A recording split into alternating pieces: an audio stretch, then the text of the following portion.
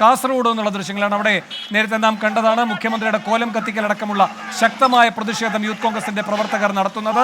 അവരെ അവിടെ നിന്ന് പിടിച്ചു മാറ്റുന്നതിന്റെ ദൃശ്യങ്ങളാണ് കാണുന്നത്. പോലീസ് വാഹനത്തിലേക്ക് അവരെല്ലാം പിടിച്ചു മാറ്റുകയാണ്. എല്ലായിടവും പ്രതിഷേധം ശക്തമാവുകയാണ്. യൂത്ത് കോൺഗ്രസ് നാളെ സെക്രട്ടേറിയറ്റ് മാർച്ചും പ്രഖ്യാപിച്ചിരിക്കുന്നു. നാളെ 12 മണിക്ക് സെക്രട്ടേറിയറ്റ് മാർച്ച്. ഈ സെക്രട്ടേറിയറ്റ് മാർച്ചിന്റെ ഭാഗമായിട്ടാണ് രാഹുൽ മാങ്കൂട്ടത്തിലിനെ അടക്കം കാരാഗൃഹത്തിൽ അടച്ചതെങ്കിൽ സമരശക്തിക്ക് ഒരു വീറും കുറയാൻ പോകുന്നില്ല എന്ന് യൂത്ത് കോൺഗ്രസ് ഉറക്കെ പ്രഖ്യാപിക്കുകയാണ്. നാളെ വീണ്ടും അവർ സമരമുഖം തുറക്കുകയാണ്. പിണറായിയുടെ ഭരണകേന്ദ്രമായ സെക്രട്ടേറിയറ്റിലേക്ക് നാളെ യൂത്ത് കോൺഗ്രസിന്റെ പ്രതിഷേധ മാർച്ച് 12 മണിക്ക്. ഷഫീദ് റാവുത്തർ ചേരുന്നു ജയിലിന് മുന്നിൽ നിന്ന്. ഷഫീദ്, തുടരാം.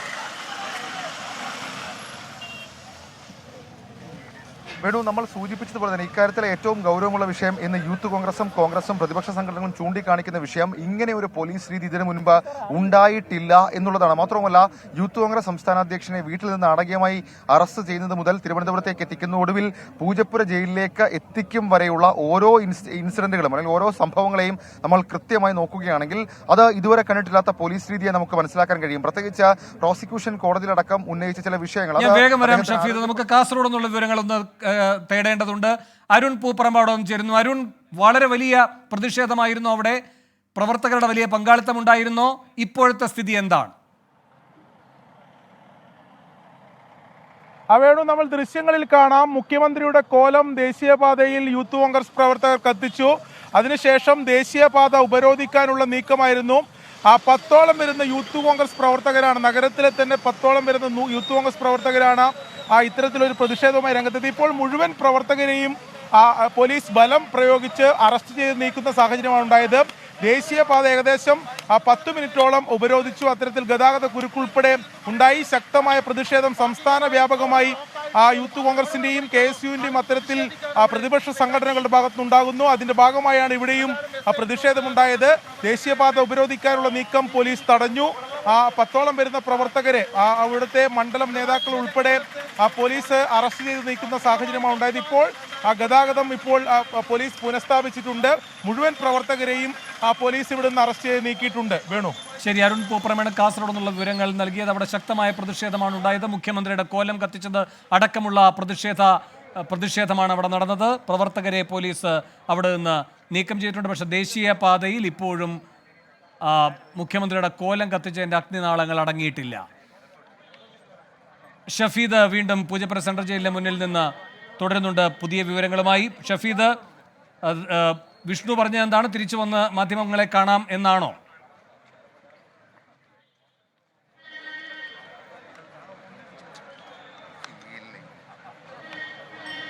വേണു, അത് തന്നെയാണ് യൂത്ത് കോൺഗ്രസ് നേതാക്കൾ, അതായത് അടക്കമുള്ള ആളുകൾ ഈ ജയിലിനകത്തേക്ക് പോകുമ്പോൾ പറഞ്ഞ കാര്യം. അതായത് ചില കാര്യങ്ങൾ പറയാനുണ്ടത്, അതടക്കമുള്ള എല്ലാ കാര്യങ്ങളും പുറത്തേക്ക് വന്നതിന് ശേഷം പറയും. PC വിശ്വനാഥ് നേരത്തെ മാധ്യമങ്ങളെ കണ്ടിരുന്നു. മാത്രമല്ല, പ്രതിപക്ഷ നേതാവ് VD സതീശൻ അടക്കമുള്ള കാര്യങ്ങൾ ഇക്കാര്യത്തിൽ, അതായത് യൂത്ത് കോൺഗ്രസ് സംസ്ഥാന അധ്യക്ഷനെ ഒരു സമരത്തിന്റെ പേരിൽ അറസ്റ്റ് ചെയ്യുന്നു. അദ്ദേഹത്തെ ഒരു പുലർച്ചെ വീട്ടിലേക്ക് കടന്ന് സ്വന്തം അമ്മയുടെ മുൻപിൽ വെച്ചൊരു ഭീകരവാദി നിലയ്ക്ക് അറസ്റ്റ് ചെയ്ത് കൊണ്ടുപോകുന്ന ഒരു പ്രത്യേക സാഹചര്യം.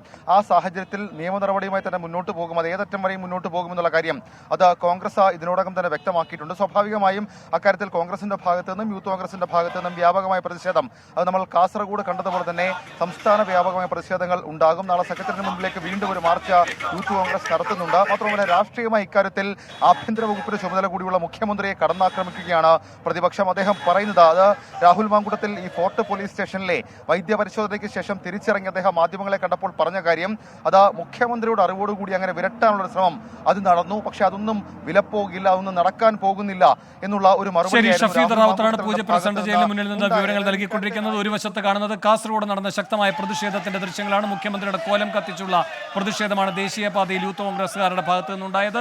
അവരെ പിന്നീട് പോലീസ് നീക്കം ചെയ്തു.